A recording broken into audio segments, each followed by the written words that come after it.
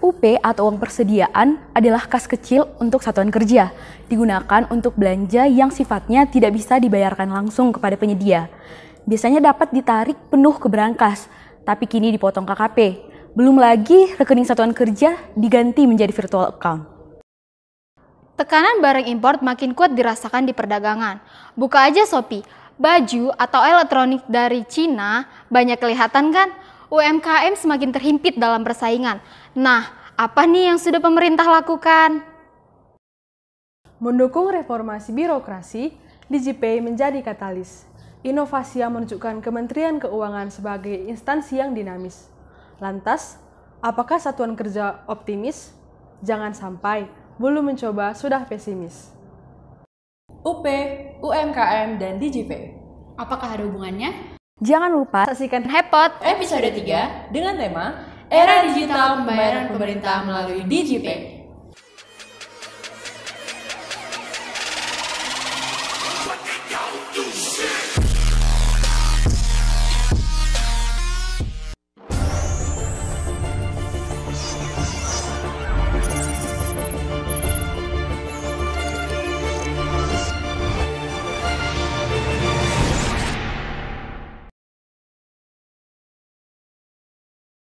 Uang persediaan sekarang dipotong KKP. Kemudian rekening charter berubah menjadi rekening virtual account. Ada juga isu mengenai UMKM dan DigiPay. Semuanya akan kita bahas di episode 3 Hepot Happy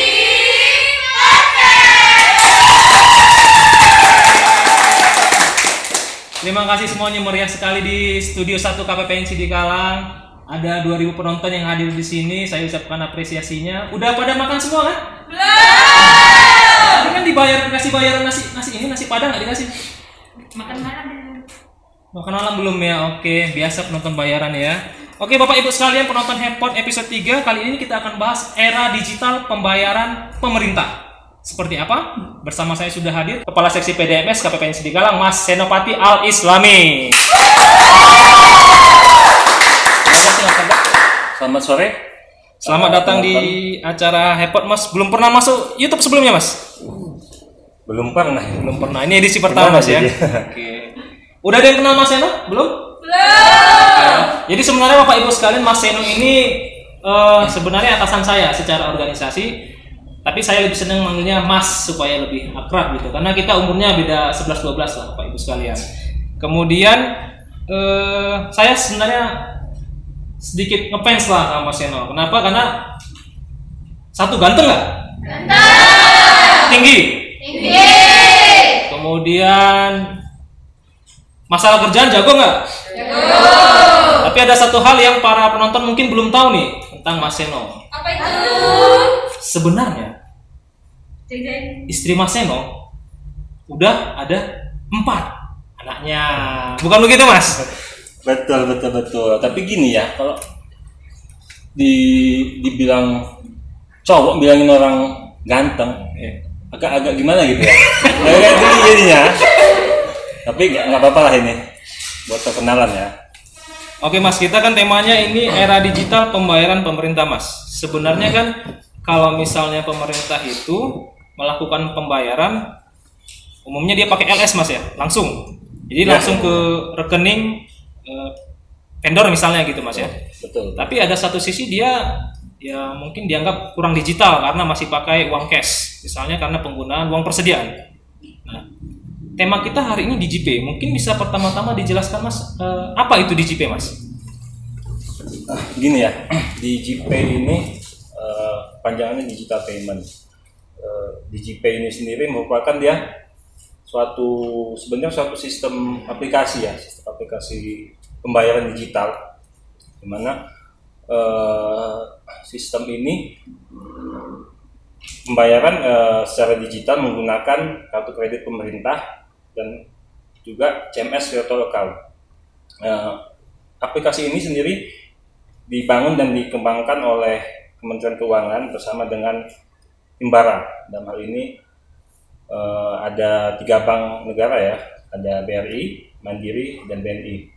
Kemudian ekosistem yang ada di dalam DigiPay ini, dia ada Satker selaku pengelola UP APBN ya, dan juga yang utamanya di sini adalah vendor.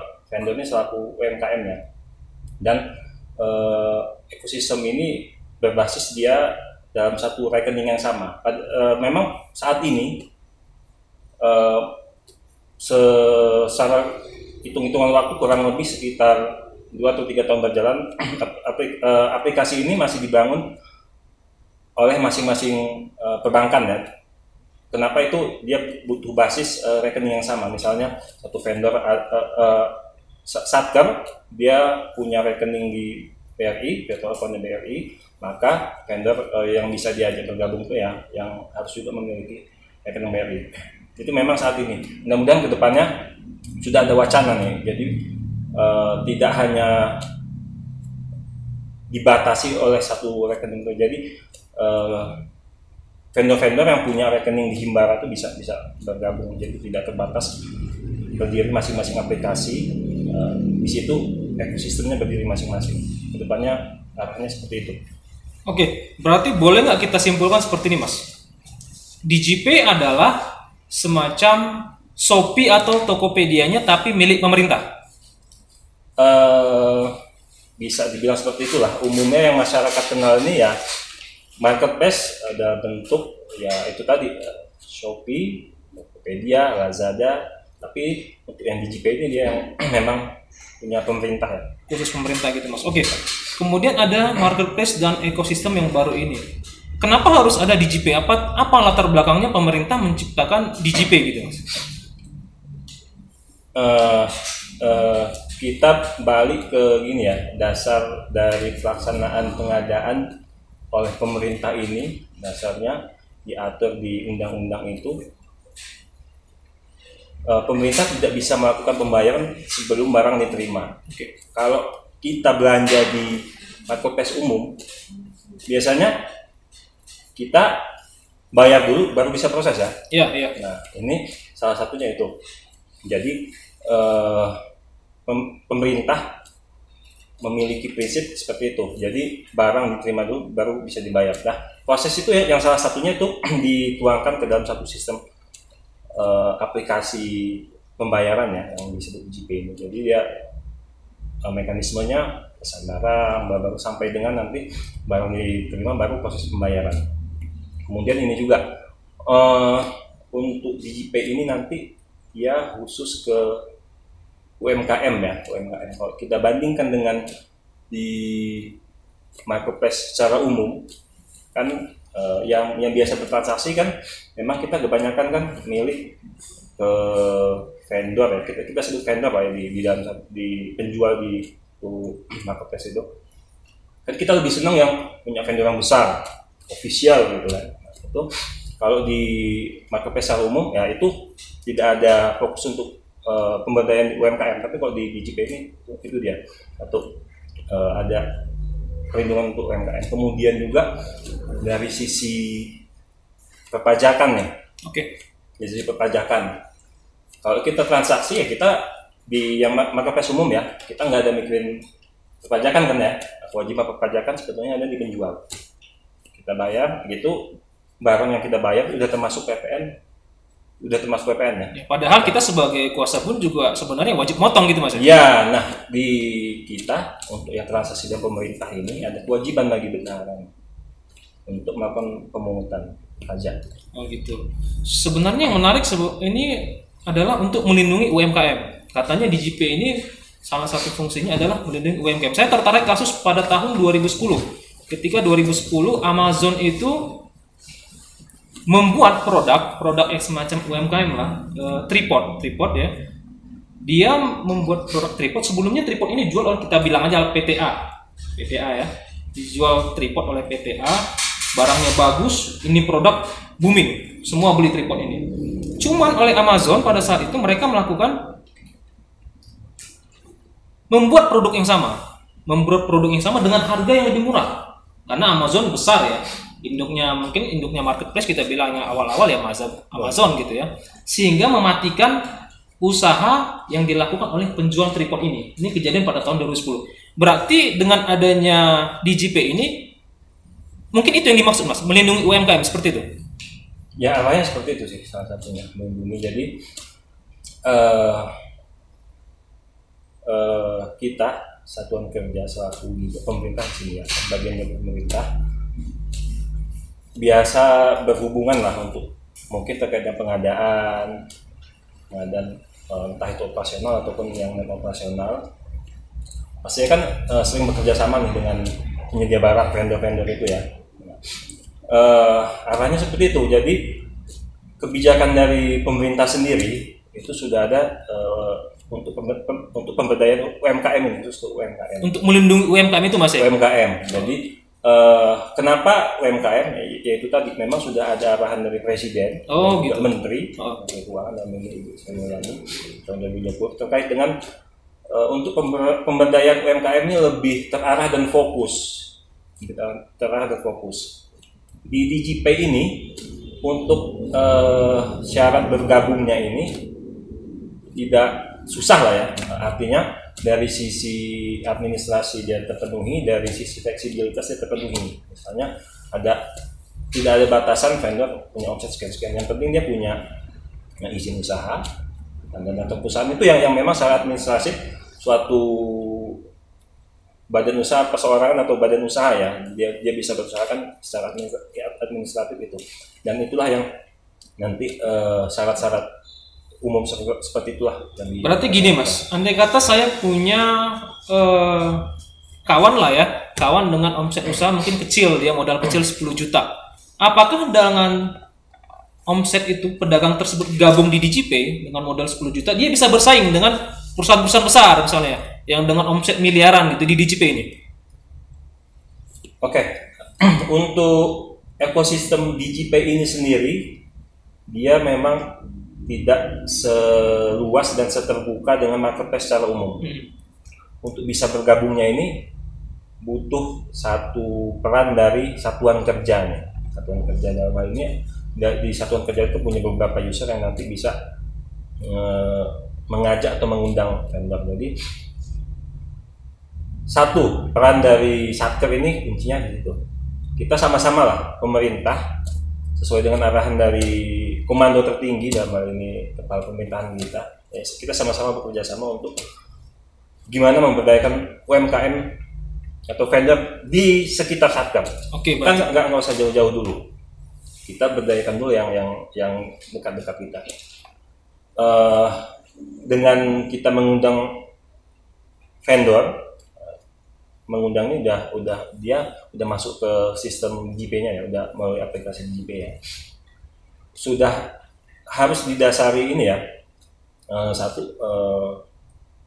kepercayaan lah, karena dalam suatu pelaksanaan suatu kerjasama kan dasarkan kepercayaan, di mana kita sebagai penjual juga harus konsisten lah, sesuai dengan apa yang sudah disepakati di awal. Yuk kita gabung ke DigiPay, syarat-syaratnya ini. Jadi untuk prosedurnya kita ikuti, tidak sulit ya. Untuk kebutuhan ya artinya Satker bisa memilih vendor sesuai dengan kebutuhannya. Nah, jadi kan kebutuhan APK misalnya, atau kebutuhan barang-barang operasional kantor, artinya kan kantor sudah tahu kebutuhannya. Nah, biasanya sudah biasa untuk bekerja sama atau melakukan pengadaan dengan vendor-vendor. Itulah yang nantinya yang bisa diajak kerjasama. Oke. Dalam hal ini.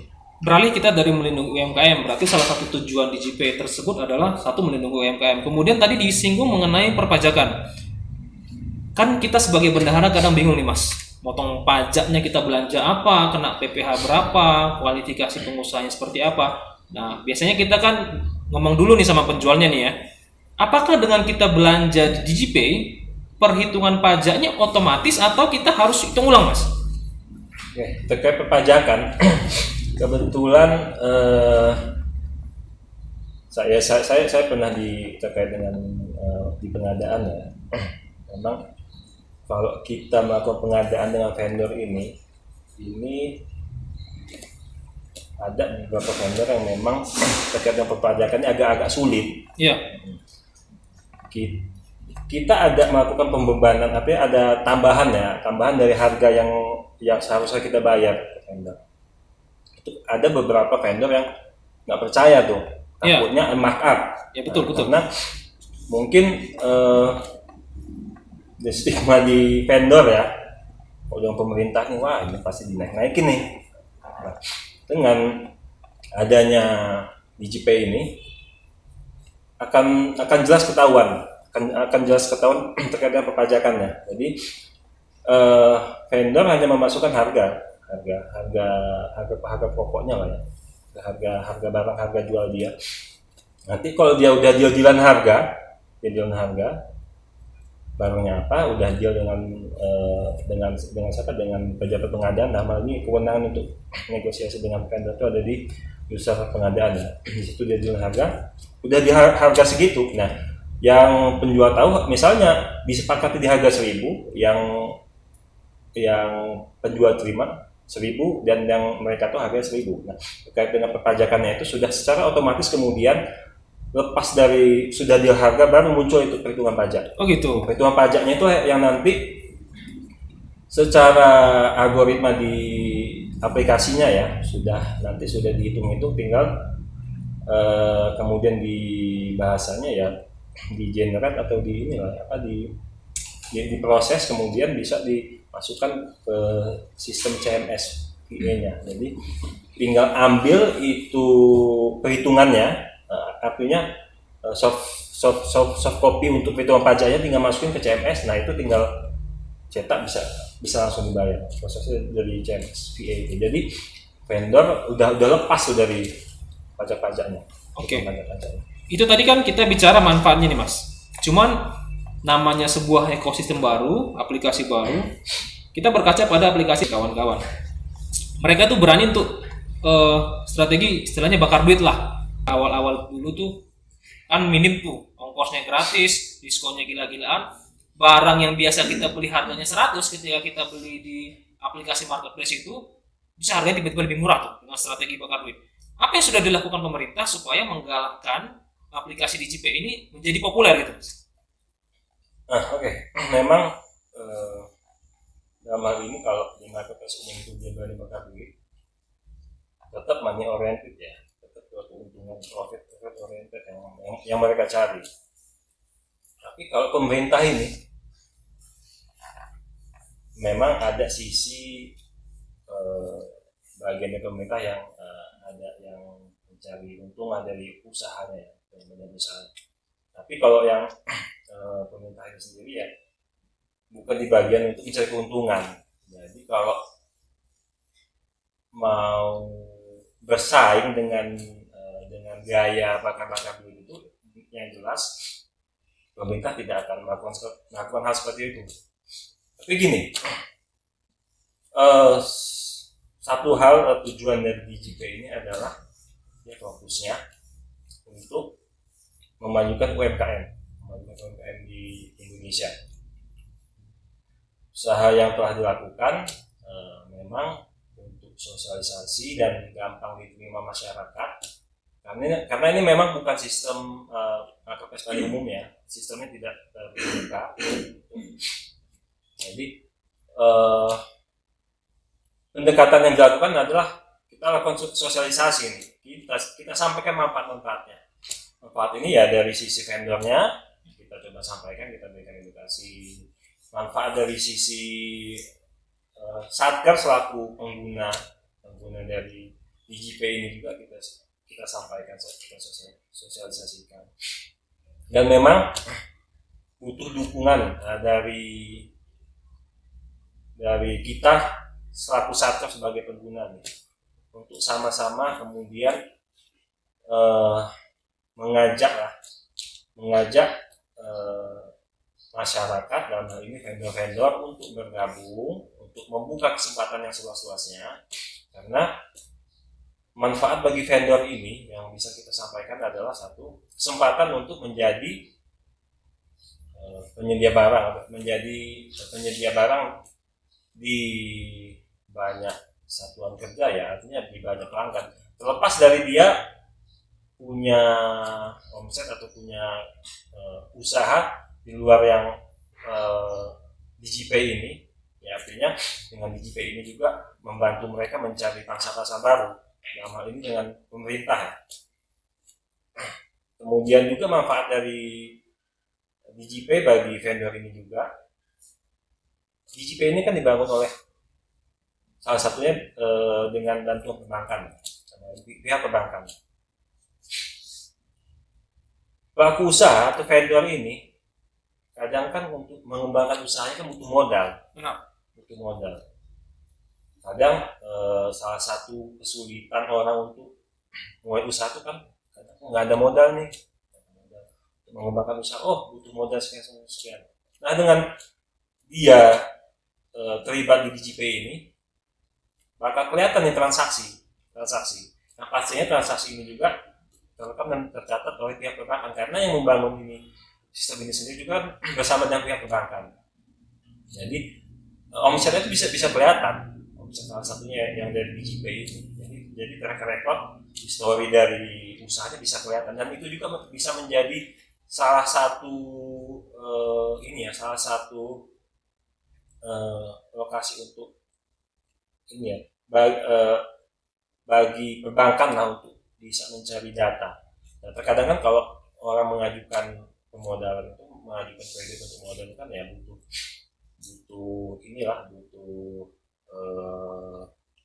kalau jaminan ya itu ada jaminan, tapi juga kan butuh track record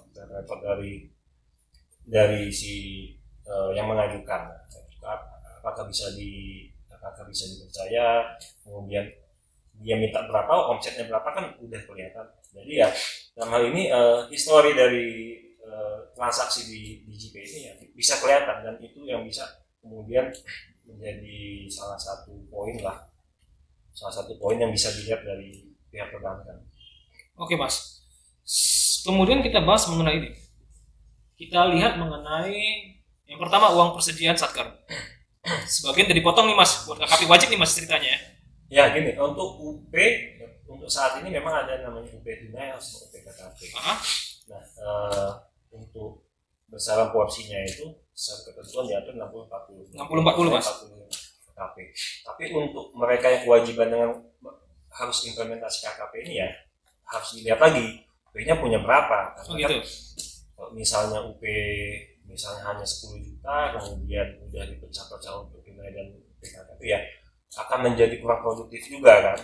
Punya limit KKP yang terbatas, misalnya 10 juta berarti KKP-nya hanya 4 juta. 4 juta ya. Itu ya sangat terbatas untuk buat transaksi. Jadi ya kalau di kebijakannya yang saat ini ya untuk satker punya UP di atas 20 juta. Berarti nggak semua satker itu wajib punya KKP gitu Mas. Ya. Tapi kalau dia 20 juta, dia wajib pakai sebagian via KKP. Iya, sudah. Okay. Yang pertama itu UP sekarang dipotong kalau untuk yang 20 juta tadi Mas ya. Kemudian saya melihat lagi bahwa rekening pemerintah sekarang dia berubah menjadi virtual account ya.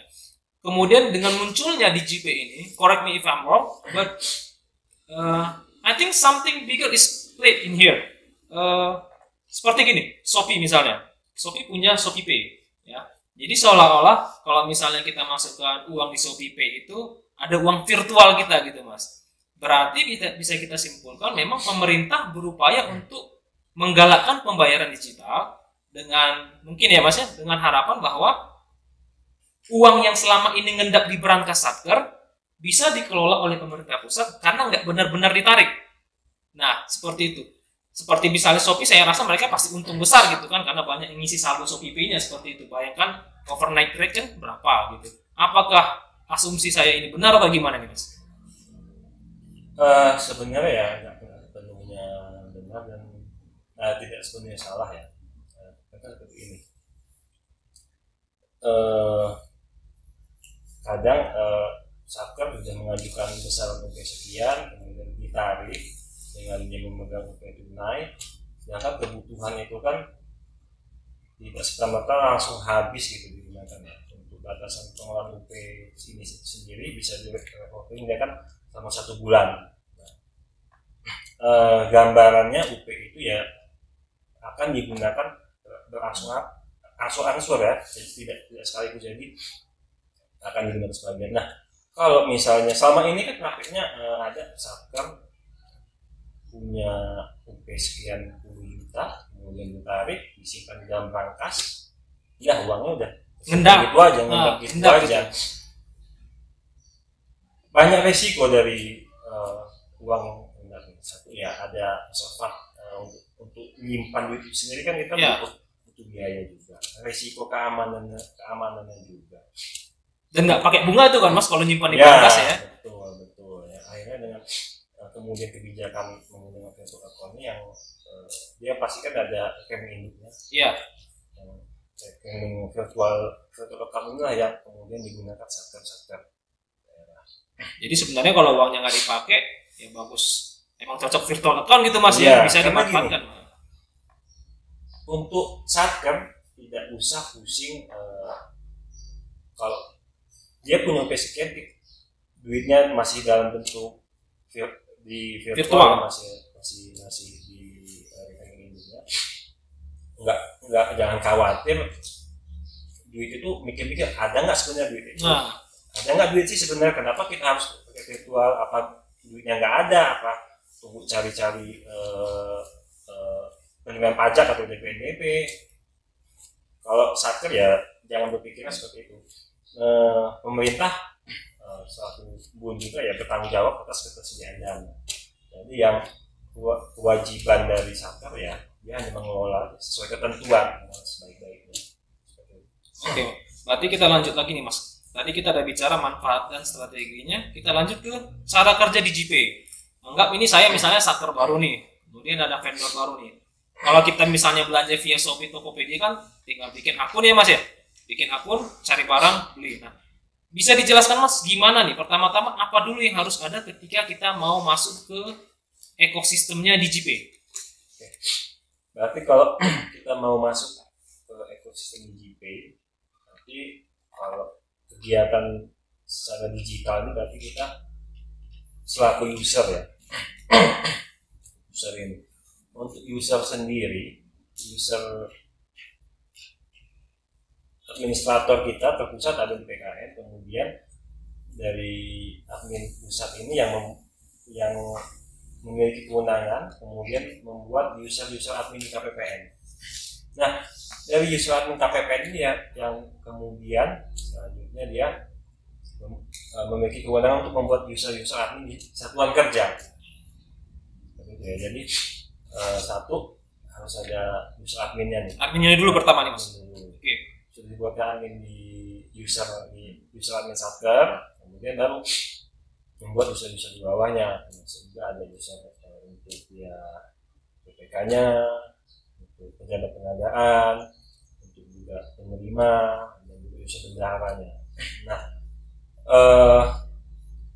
setelah punya user di satker itu tadi untuk mengundang ini kan kita baru dari sisi satker ya, user di satker. Nah, kita kan punya di GPay itu selain satker ada juga kan vendornya.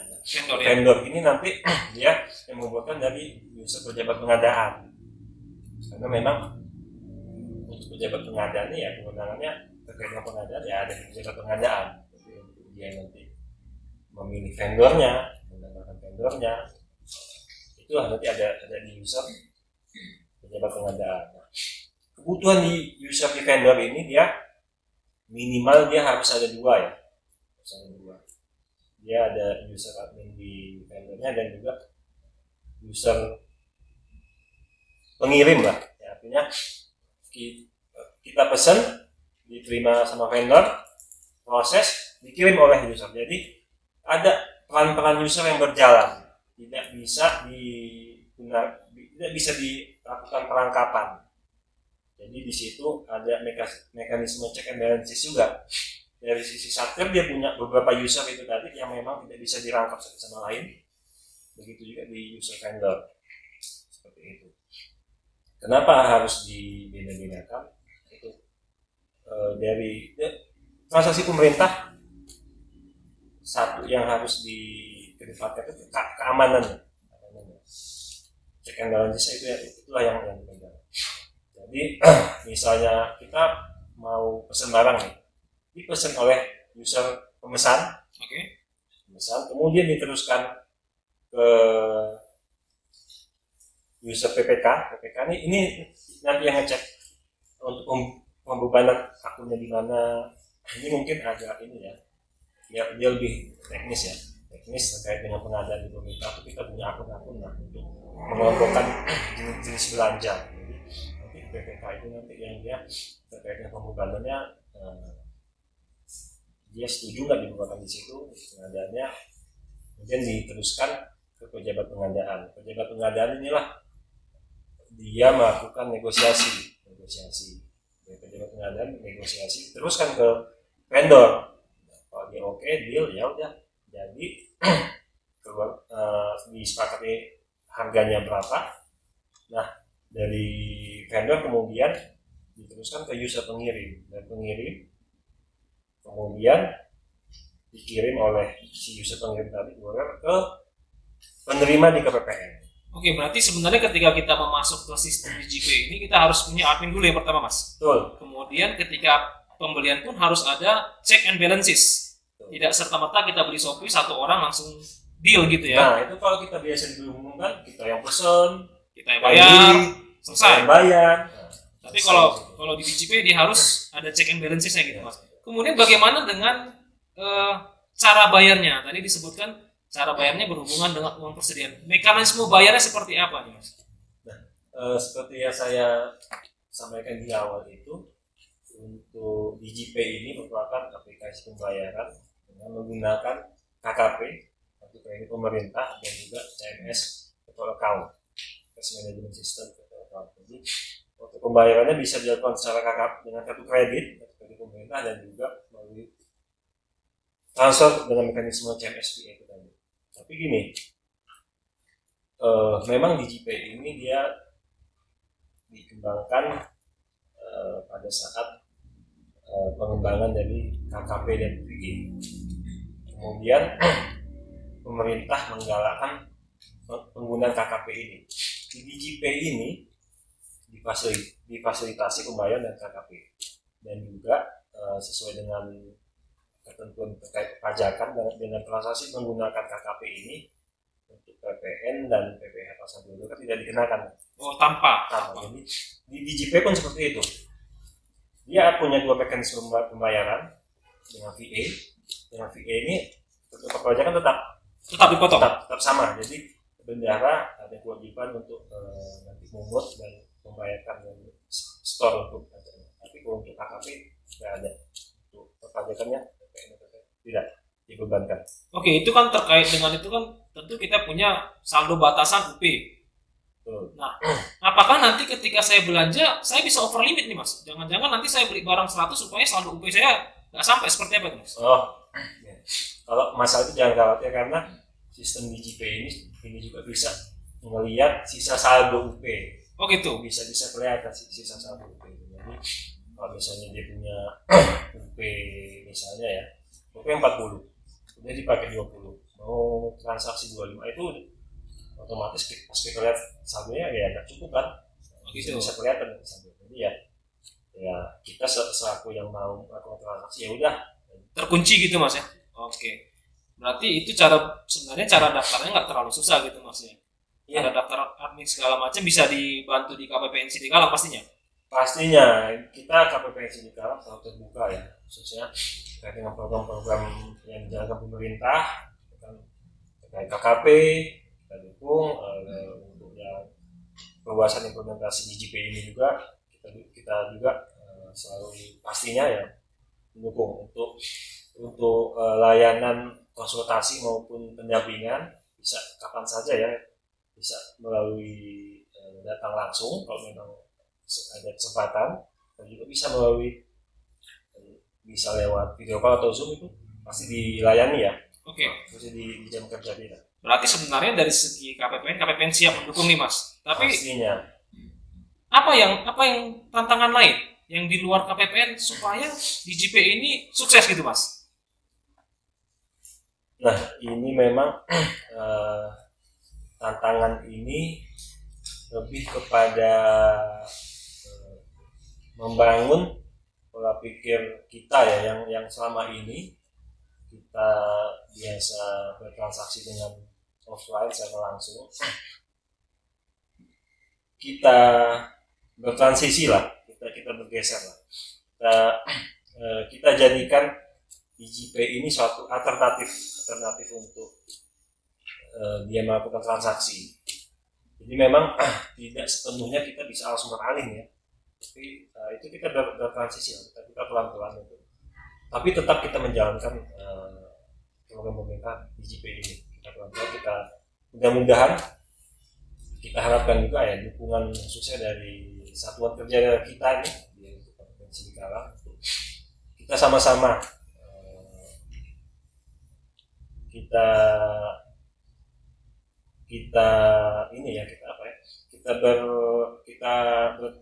melakukan transisi pola pikir kita.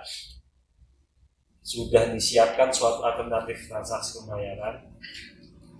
Kalau memang di awal berat, kita coba sama-sama, kita jalankan sama-sama. Kalau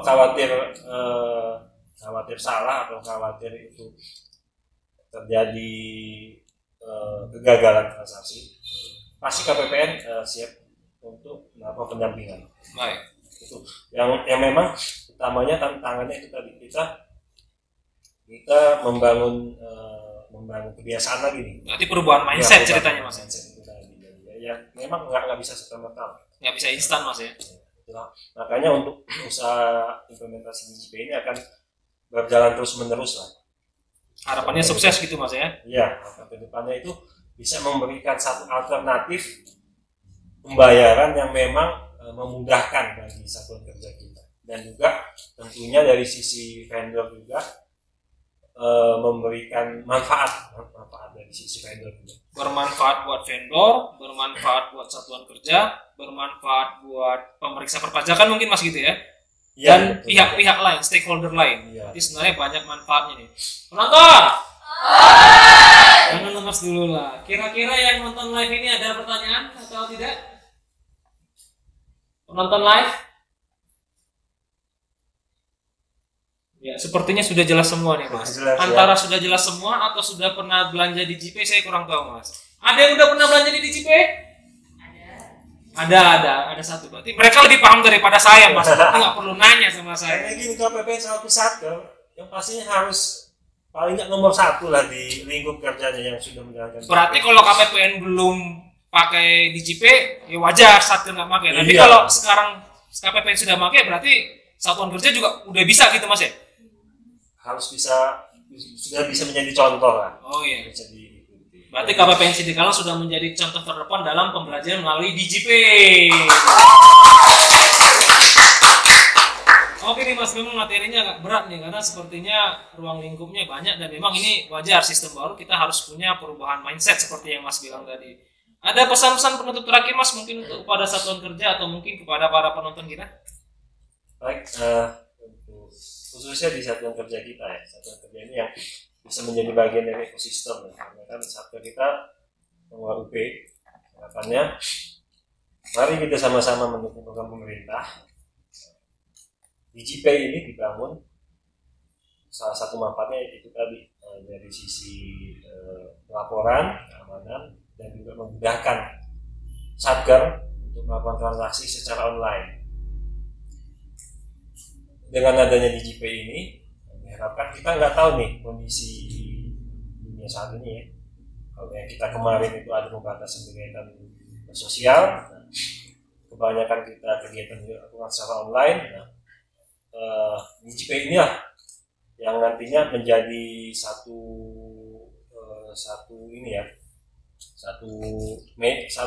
media lah bagi satker untuk melakukan transaksi untuk pengadaan ya, yang satker punya UP untuk melakukan transaksi secara online. Dan dari sisi keamanan dan tentu saja itu pasti sudah terjamin untuk kita sama-sama melakukan transaksi dan juga mensukseskan. Kalau BI ini kan sudah mencanangkan namanya Gerakan Nasional Non Tunai ya. Ya, GNNT Mas. Itu kalau saya tahun 2015 ya. Masuk itu juga yang menginspirasi pemerintah ini untuk kemudian kenapa sih pemerintah nggak punya transaksi secara non tunai. Itulah salah satu yang menginspirasi pemerintah. Jadi ya kan sekali lagi dukungan dan kerjasama Satker dalam kita melakukan implementasi DigiPay di lingkup KPPNC negara. Terima kasih. Oke, terima kasih Mas Seno sudah hadir di acara Hepot episode 3. Semoga sukses penempatan berikutnya sesuai yang diharapkan Mas. Baik para peserta, penonton. Saya juga sebagai MC Hepot episode 3 mengucapkan terima kasih banyak kepada penonton yang sudah hadir di sini. Kru TV, tim lighting, tim kameramen, semuanya saya ucapkan terima kasih. Kita jumpa lagi di acara Hepot berikutnya dengan narasumber yang berbeda, tema berbeda, nuansa yang berbeda, dan semoga dengan presenter juga yang berbeda. Sampai jumpa di episode berikutnya. Hepot Televisi di Kalang. Ibu hati.